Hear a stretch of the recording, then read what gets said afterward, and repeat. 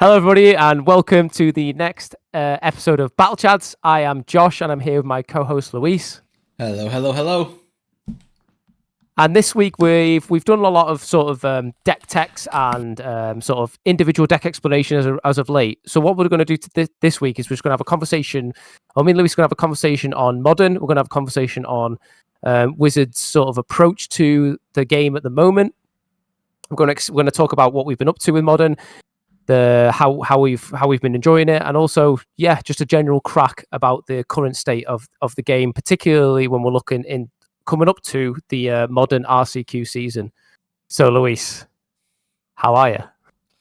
Not too bad. Have been enjoying a lot of our what we're jokingly calling our team deck right now, as quite a few of us are on it. Just we've enjoyed the deck. Been crashing through some MTGO leagues, trying to do my best to prepare for an upcoming tournament up in Axion. It's going to be down in Cardiff this time around. Yep. For Axion now, and doing all right. Just enjoying a lot of Magic games while trying to just wear through, or I guess just wade through the trash that is happening with Nadu and that kind of stuff. Hopefully that ends soon, but doing all right. Yeah, I think Modern is on like the cusp of being amazing, like at the very cusp of being amazing, and we'll talk about the sort of the BNR announcement Wizards and everything made, because we're going to have a little bit of rant on this pod, because why not? And I feel like there's just very specific changes that need to happen in Modern for it to be very, very good. But the team deck, as Luis has been alluded to, and we've done an episode on the pod about it, is Blue Black Murktide and the variations of that deck. And it turns out that the deck is very intricate in how it's built. There's a lots of different ways to go about it, even down to do you play the basic swamp or not, etc. Like we've been having a good time talking about it, haven't we, Luis? Of course, absolutely. Even two of our teammates right now are over there testing it out, doing blue black versus any deck they can find, see how it works, see how it goes through. One of them being Christian, very new to the Modern scene.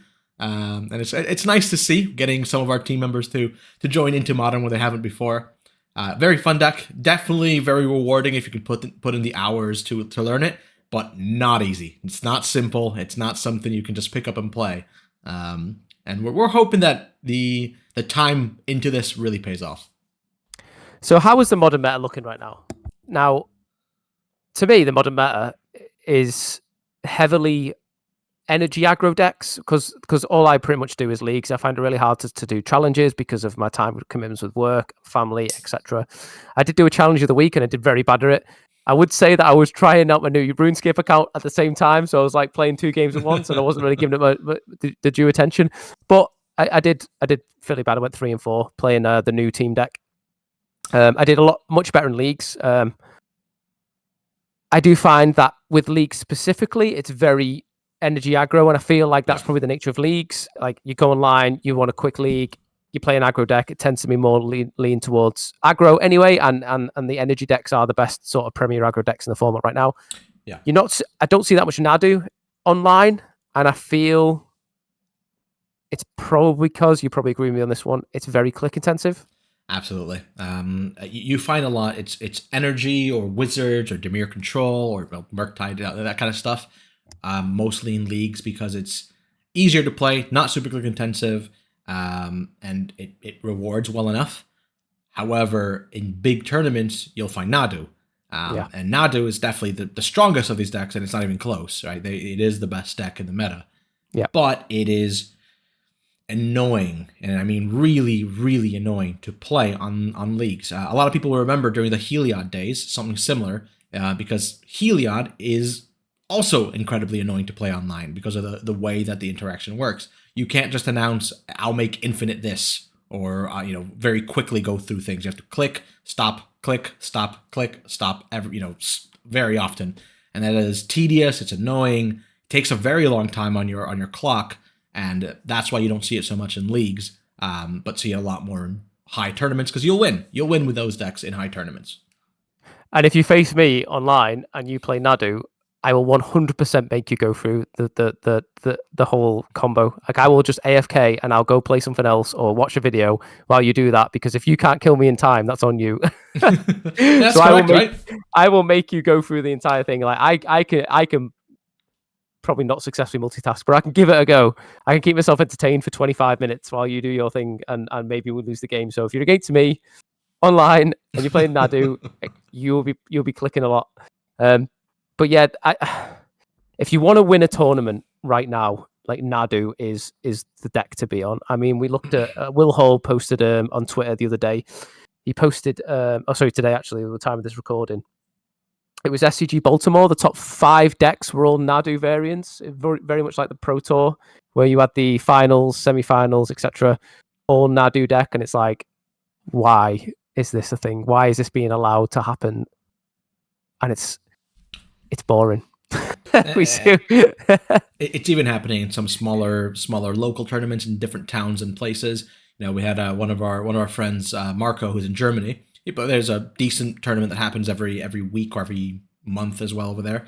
And the top 5 decks were Nadu. Like, it's not just happening in the super big mega tournaments. It's happening in just anything that's slightly large and there's stakes on the line.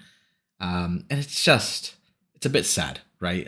This is a deck that is being allowed to live, to maybe sell MH3 packs. I don't know. It really shouldn't be. They should have answered this quite a while ago now. And I think the game is going to suffer because of it. I feel there's something happening above the sort of the face of Wizards, the people who come out with these announcements. I feel like there's some pressure above them. There has to be, right? Because they must be thinking like that. I've never known the Magic community to be as loud as it is right now, because you've got the Legacy community kicking off about grief. You got the Modern community kicking off about Nadu. You've got the Pioneer community kicking off about Amalia, One Ring, etc. And not in Pioneer, of course, but in Modern for the One Ring. So the only people that seem to be happy right now are the pauper players who are casting their own commons, you know, doing somewhat Legacy light stuff, albeit boring win conditions, but whatever. The pauper players seem pretty happy right now, and the thing is with pauper specifically that I sort of quite like, especially when it's driven by the community, is that it doesn't pay into this capitalist decisions that are being governed by Wizards clearly, because you know the push sets aren't being sort of answered because they're creating horrible play patterns, game states, etc. experiences more than anything, and they're just like, you know what, screw you guys, I'm going to go play commons and and their problematic card got banned before it was even in the game. Exactly, yeah. You know, their problematic card was all over that before it even got a day in the sunshine. Brilliant. Yeah. But yeah, I actually, before we move on, I did read a really funny tweet of a guy who whoever the OP is, I apologize, I forgot who you are. I just saw you as I was scrolling. Who actually played a league against Nadu, went 0-2-0-2 against Nadu, wasted best part of over nearly 2 hours of a time watching these decks go off, messaged Wizards of the Coast to be like, I have just wasted 2 hours doing a trying to beat against a combo deck that I have no agency over, and I had to watch them combo off in case they made a mistake, end up losing anyway, and I want to be reimbursed for my time. And they actually gave this person his league entry back. Wow. That's crazy. They said something along the lines of, we can't actually reimburse you for game designs, etc. But as a show of good faith, we're going to give you your entry fee back for your league. So got his tech ticks or whatever, his play points, wherever, back for the league. So I thought that was quite amusing. That's nice. That's nice of them, at least. Thanks. Thank you to, is it Dawnbreak, right? Dawnbreak Games. Who actually Daybreak. Sorry, that's it. Daybreak Games, who actually oversees that. So good for them. At least they're paying attention to the community a little bit. So you look at Modern, and to me, the Modern has 2 problems. One is Nadu. Yep. But currently, one is Nadu. One is with the One Ring. I feel Modern is on the cusp of greatness if those 2 cards were gone. Maybe there's another deck. The energy decks are very strong right now, and the Necrodominance deck is ridiculous. Like, that Necrodominance deck is ridiculous. However, if you didn't have to worry about Nadu, and you can sort of, you can fight the aggro decks. The tools for against aggro decks everywhere. But if you didn't have to worry about if you didn't have to worry about Nadu, and you had to worry about One Ring, and you had to worry about Necrodominance and Tron, for example, your sideboard can be very focused for those decks. Yep. So much space opens up. You get so many more tools, so many more pieces, and I mean, Necrodominance takes a hit from the ring going away anyway. It opens up so much space for you to be able to use cards against these other decks that you'll be completely fine. There's no issue. I don't think the energy decks are too strong. I don't actually think Necrodominance is too strong if the One Ring is gone. You have tools to beat them and play against them if they lose a busted card, and if you don't have to worry, 4, 5, 6 pieces of your sideboard against Nadu. And I think it's a really important distinction to really take into place there. Yeah, and I do think there's loads of really interesting decks in Modern that could surface. I mean, we saw there was a challenge yesterday was won by a red green aggro deck, which I thought was absolutely amazing. Like that deck it uses the energy mechanic to basically have an infinite loop with well, it used the energy mechanic for value, but it has an infinite loop with the obviously Underworld Breach and the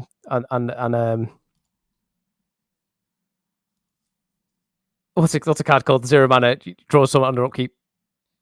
Mishra's Bauble? Yeah, Mishra's Bauble. I don't know why. I don't know why that was on the tip of my tongue. Mishra's Bauble. So you basically, if you have like two Dragon Race Challengers out, and you have a Mishra's Bauble in your bin, every time you cast it, you can mill 2 cards, and then you can get lots of triggers on your prowess creatures, and then attack for lethal. But also, if you have Unstable Amulet out, every time you cast your Bauble from the graveyard, it will do ping them a damage too. So every time you do it, you're pinging them a damage, getting a prowess trigger.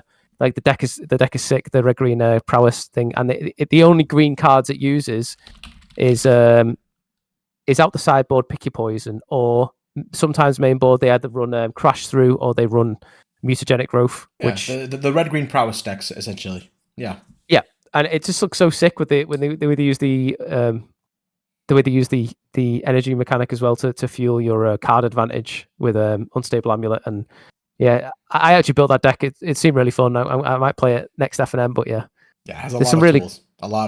Tools. I'm just thinking, like, if the Nadu sort of stuff and the Nadu nonsense gets eradicated, like, what cool new decks can change, and how will people build their decks?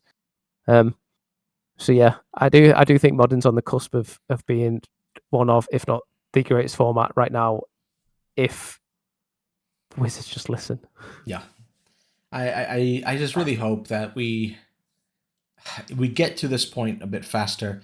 I don't want it to just be another Hogak situation with them banning other cards around Nadu and all this, crap that sometimes happens.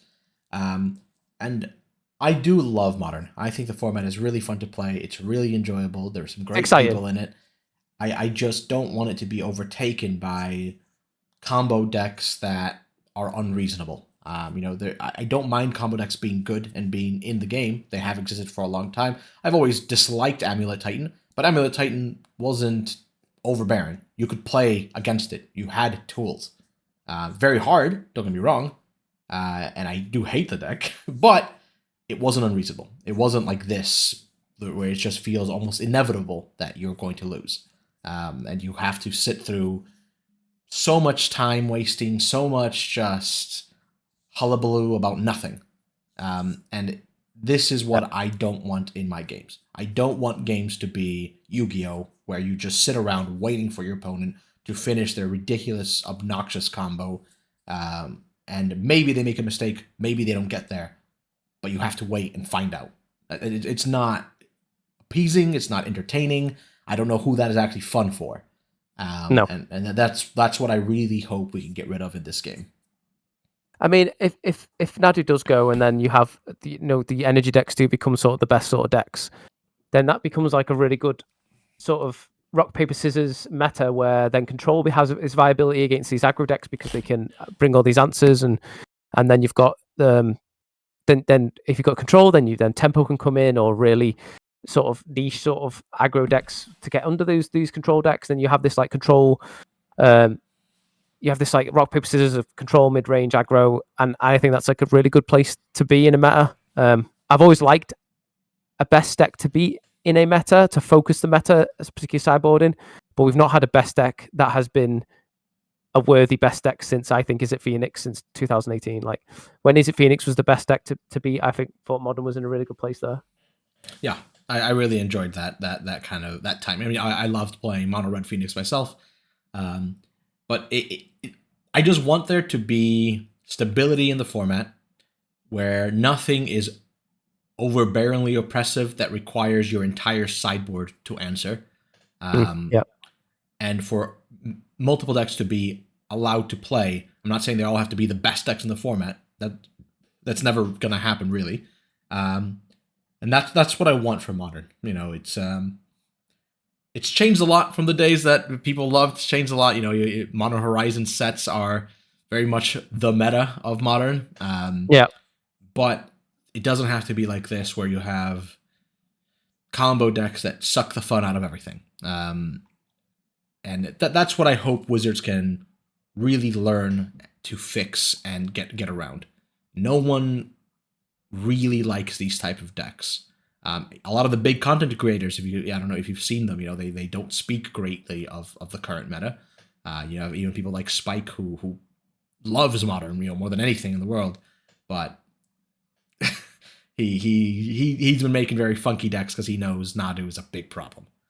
So Will Hall posted a post today, and it was a sort of poll on Twitter, and he asked, have Modern Horizon sets improved Magic?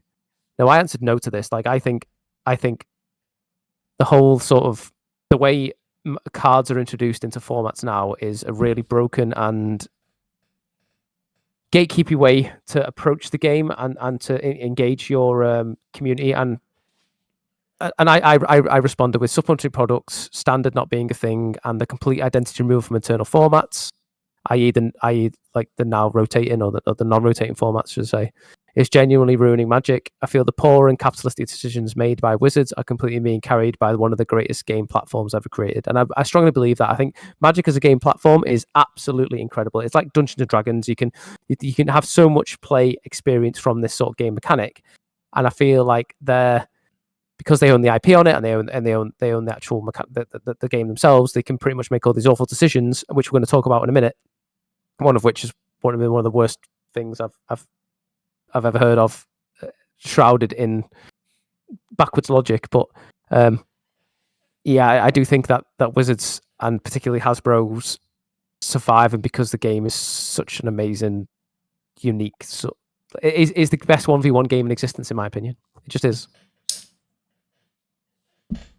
Yeah, I agree. I think as far as card games go, right, there's been successful games, there's been fun games, but nothing quite like Magic. Nothing to this level, in my opinion, right, and how I see it.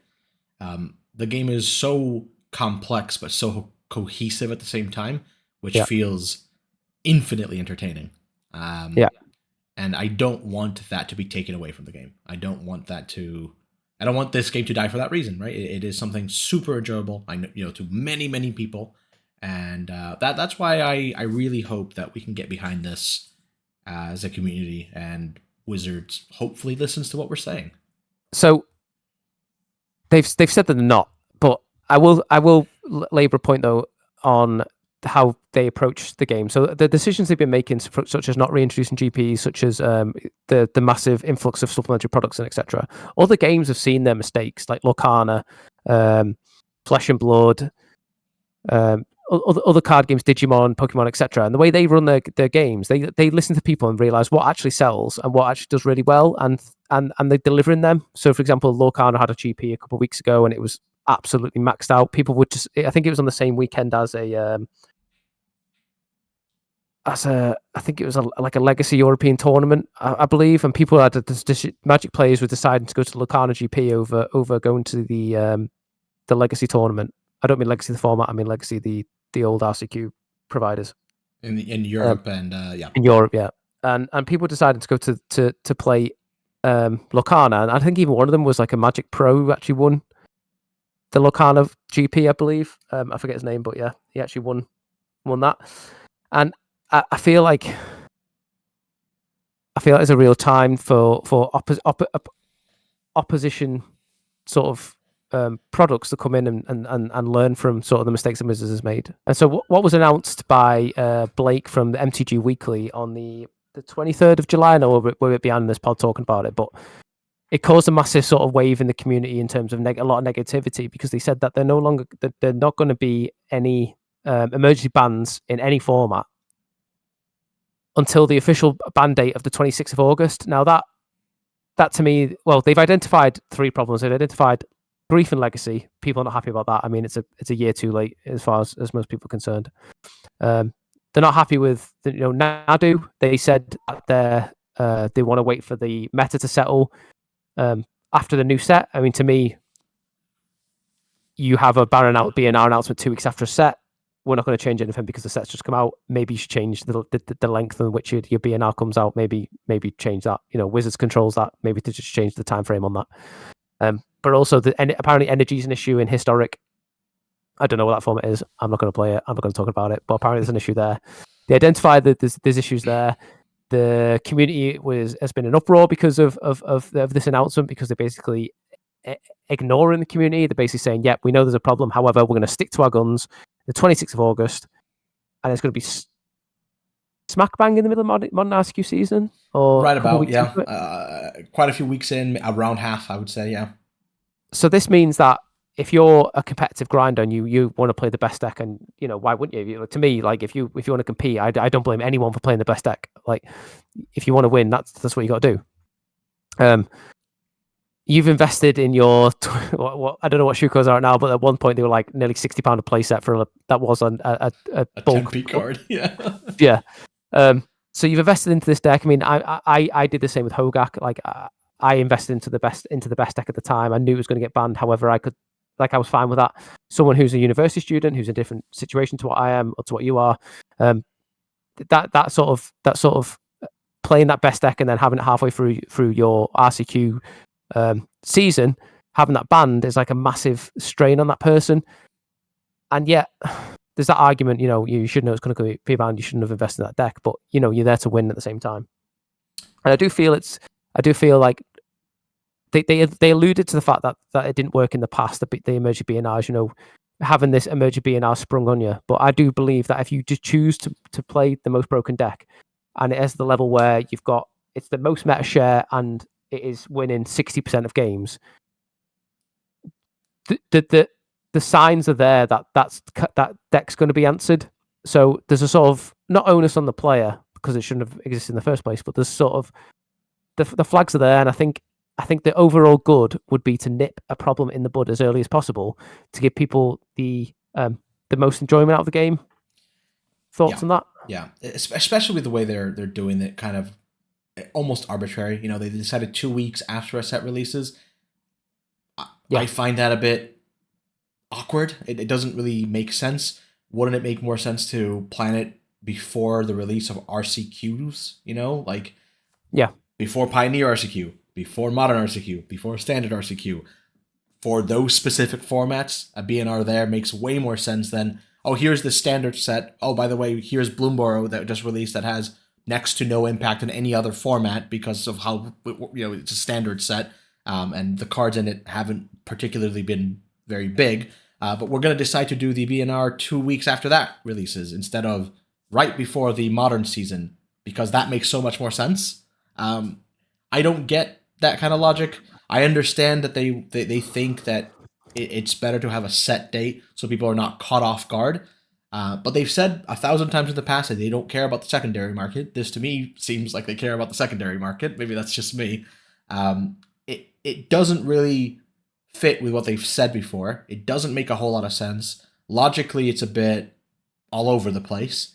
And I would rather them keep the state of the game in mind instead of try and play this silly financial game. Almost, it feels like for some reason it doesn't make a lot of sense because it doesn't affect their bottom line in that way. I think, at least from what I can see, and it would make a lot more sense for them to get the state of the game back into traction.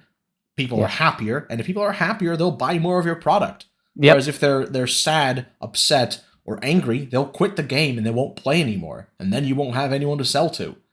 And this is silly. It just doesn't make sense.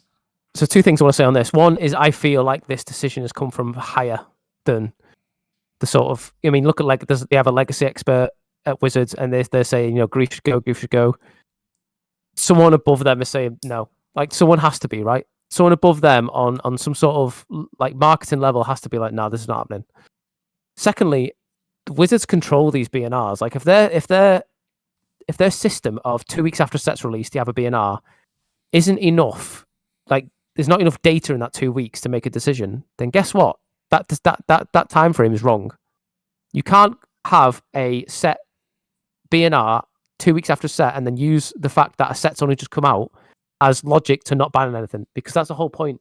So that time frame is wrong by that logic. So maybe make it 4 weeks. I would rather have a longer, like 4 weeks of an awful format than 3, 4, 5, or if you're in Legacy, like nearly a year of a stale format. I mean, sure, like speaking of Legacy, we could I could talk about Legacy all day. That ban might have other problems, but at least you'd know. Do you know what I mean? At least if that decision was made and that ban was happened, at least there's going to be enough time, enough games of Magic played, enough data there, and enough voices on Twitter and across the community to have a tangible evidence to make a decent decision. And they control this. Like why is this system not being changed? And I do think it is because there's someone above them who's like, nah. You need to keep it like this. Especially with the rate that sets are coming out. I mean, Modern Horizons 3 just came out, and now Bloomborough, pre-release happened this weekend. Just now. It's Sunday today for us, the 28th. So it just doesn't make sense. It's too random. They're saying, oh, it's too soon to act, but now that it's time to act, we have a new set, so we have to wait for that set to settle in. All of that together makes zero sense to me. It doesn't fit. It feels like they're just pulling something, from a hat. I don't know. It's completely ridiculous, and it feels to me like they're telling us to go kick rocks because we're angry. And I'm not happy with that. I don't like it. I mean, before we got together to record this pod, we actually said to each other, "What do you think of Bloomborough?" And we were both like, "I don't know." I have nothing to say about the set. Like it looks cool. Like there's some cards that have paw prints on them, and it's cute furry animals, and people on social media saying they really enjoyed the format. It's very nostalgic of things that they've consumed in the past. Apparently, it's a really good set, a really fun sealed set. Have I looked at any individual cards to change the formats I play? No. Apart from Greasefang, there's a card called we had an argument on how to pronounce this before, but there's one called Cash Grab. You say Cash Grab, I say Cash Grab.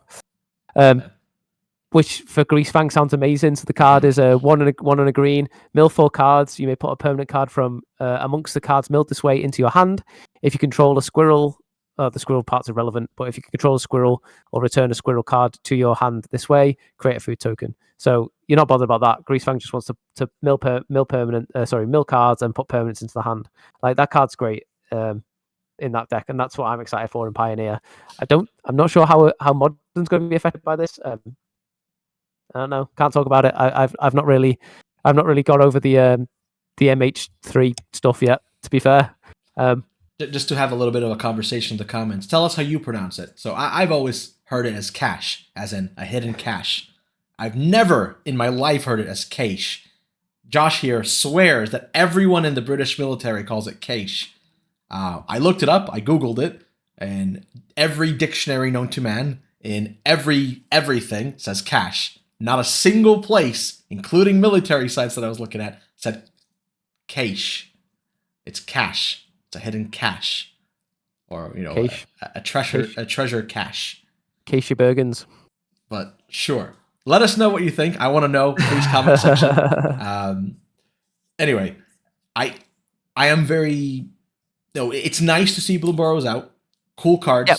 It looks cool. Probably going to have effects in Pioneer.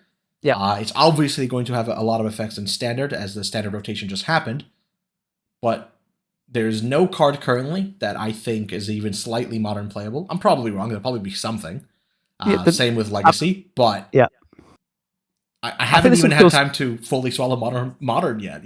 So there's some cool stuff for standard, but unfortunately, the way the system is with Magic, paper standard is, unless it's an RCQ season, is completely pointless. yep. I really wish standard was the entry format. I really wish that standard sets were how modern and legacy were fueled. I really wish that was the case, but we're not in that. However, we did get together and we said we're going to have a bit of a rant in this pod because, like everybody, we're not happy. I do think though, the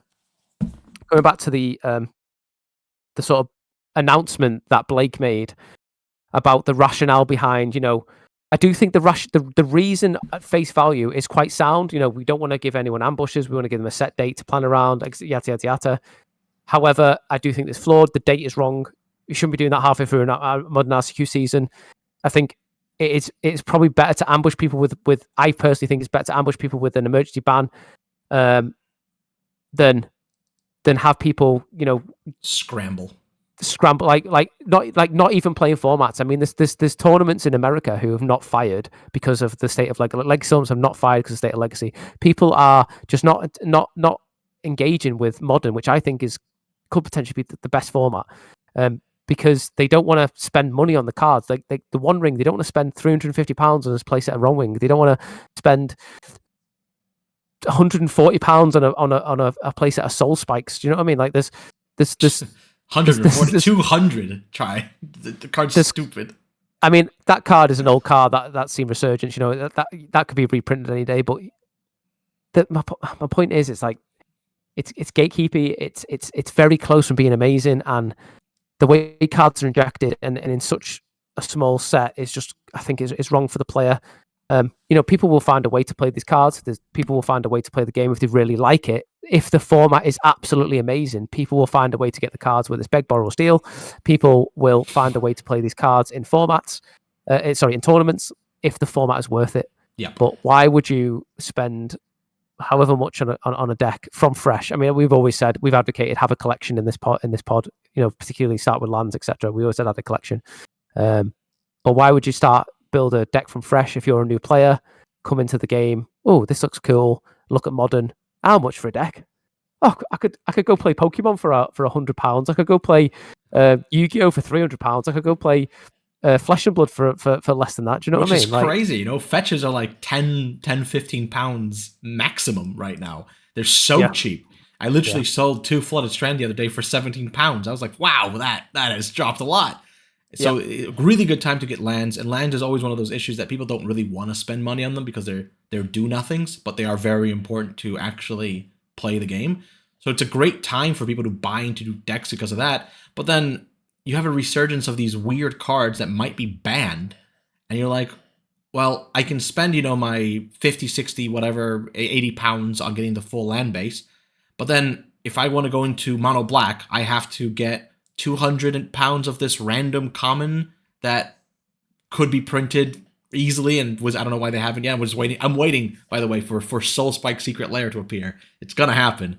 Or you have the One Ring, right? £250, £300 for a playset of a card that is likely to be banned. That it feels awful. I do think that it's on the cusp of just easy fix. I think emergency BNR should be a thing. I think every other card game has it. What I do think they should do is approach it maybe differently. So give someone a week's heads up. So there's going to be a ban announcement in a week's time. These are the cards we're looking at. We're not actually going to get banned yet, but these are the cards we're looking at. Or have a BNR have sort of like public comms where we are identifying these cards, or a watch list. I've always advocated for a watch list. So then the person is empowered then to make that financial decision. And it's a shame that we're talking about finances when it comes to a card game, because it shouldn't be like that. It should be as accessible to everyone so everyone can enjoy it. But it is what it is. And I think this podcast has been very ranty, and we basically loaded up our computers and we said to each other, shall we pick violence today? Shall we be those people? Shall we pick violence today? And we both was like, yes, let's pick violence today. So yeah, we're having a rant. It's not very good. It's on the cusp of being amazing. I do think modern is very exciting in leagues. I feel like if you really want your your aggro matchups. League's the way to go right now. I think that I think if I do a league right now, at least 2 of my 5 was going to be some sort of Boros or Mardu energy matchup, and at least 1 out of the 5 is going to be a Tron matchup. So if you really want to meta game against Tron and energy decks, you can do very very easily in leagues. I do think though in challenges and big paper tournaments specifically, you need to have a game plan against Nadu, because that deck is just, because in paper you can just announce what you're going to do. Once you get to the state where you're infinite and you announce your combo, that's enough to basically like, I'm going to do this until you lose. Happy? Okay, conceded, done. So yeah, what would you like? So 26th of August is going to be the BNR. Luis, you alluded last time what you'd like to see. What would you? Is that changed, or is there anything new like you want to see added on that BNR list? Not really. Legacy, obviously, Grief. That's the one and done for me in Legacy. In Modern, it's the One Ring and Nadu. Those cards are egregious. They're ridiculous. They need to go. The One Ring's only going to get worse as time goes on, and that's a card that's going to have to be answered. The only time the One Ring doesn't have to go is if the format is too fast, like Legacy. So you don't need this card. And then in Pioneer, I think Amalia needs a hit. I actually am starting to feel like maybe in most non-legacy formats, the card Chord of Calling should maybe just go away. It's interesting. It's a card that only gets stronger with time. It's a card that has caused a lot of headaches and a lot of issues for people. For Yawgmoth in the past, Amalia now, Chord of Nadu now. It's a card that is going to keep finding its way into these egregious style answer everything decks, and that is maybe a tool they don't need access to, and I could see that going away. Obviously, in and of itself, the card is not overbearing, I guess, but I think when there's so many cards in a format that doesn't have the speed to answer them, it becomes necessary. In Legacy, you have Force of Will and Daze and these free counter spells. You don't have them as much in Modern. You have a few, and you don't have them at all in Pioneer. And I don't want to have them. So maybe it's worth removing what could be a free, free tutor effect, because that's what it tends to be a lot of the time. That's interesting. Yeah, I mirror what you said, but I didn't really think about the Chord of Calling thing. But you're right in what you're saying. Would it be a surprise if they banned stuff that from an older set, what they did with Hogak back in the day, where instead of banning the Hogak, the problem card, they just banned Faithless Looting and Bridge, or they banned the Bridge from Below. Not Faithless because that was banned at the same time, but if and Opal randomly below and Opal, old card's going to die for the sins of new cards. I hope not. I hope they just get rid of the problems. But I just, I've not seen on Legacy Discord, which is quite controversial. And I thought, it's quite controversial. Is that no one's mentioning like, what if they just banned Reanimate? Oh God! Like would that fix it? Oh, that would be so killer. I know you're banning one of the reasons to play. Apologies for my chair squeaky, by the way. I apologize for that. I know you're killing one of the sort of because I'm always an advocate. Cards. Yeah, I'm always an advocate for keeping a format identity. It's a shame that Modern doesn't have one anymore.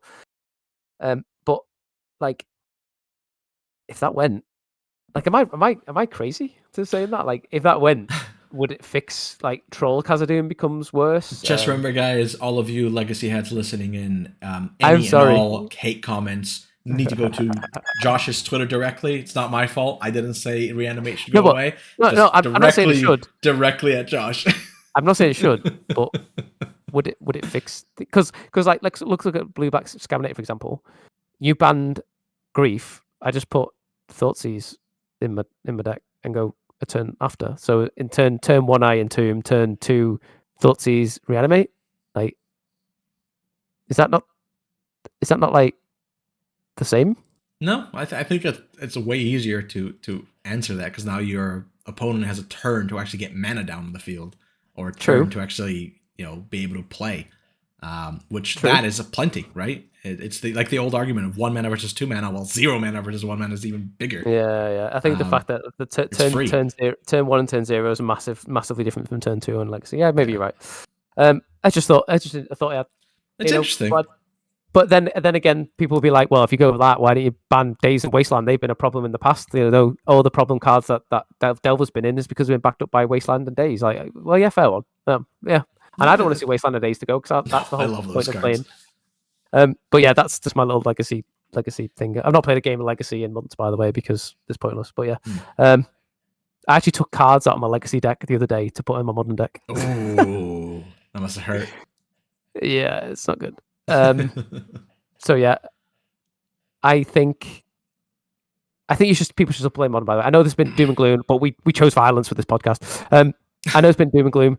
But I do think like Modern is very exciting. It's on the cusp of being like really exciting. Yeah. I do think the format has always been exciting, even when it's a shame that the best deck currently isn't. And I think when you have a format like Modern, which is overall like very exciting in terms of what you can do, the power level, etc., and then you have this boring ass combo deck in it that's that top of the meta.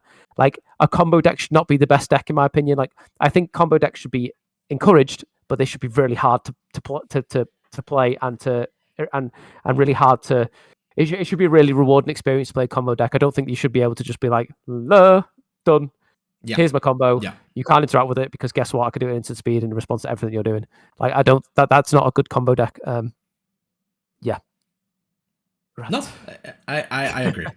I know I do want to apologize that it's been so doom and gloom to a lot of you guys. I know it's probably not the best, but in essence of everything, Modern and Magic itself is still very fun to play.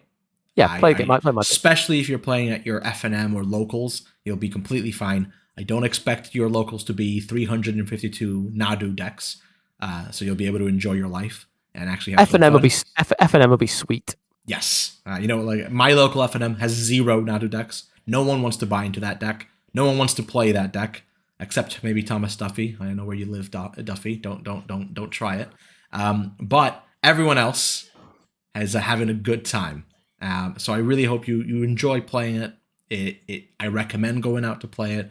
Show your support to your local game store, and try getting as much fun of the formats as you can, and hope that Wizards will change their ways. Writing to them in Twitter, being vocal about it is always effective. It's one of the best things you can do. It's better than sitting there quietly and just being angry. So, be nice, but be vocal. Let your express yourself. It's the best way to be heard. Yeah, join the conversation. And if you disagree with anything we've said, then that's perfectly fine. Yeah. We're not going to lose sleep over it. Yeah.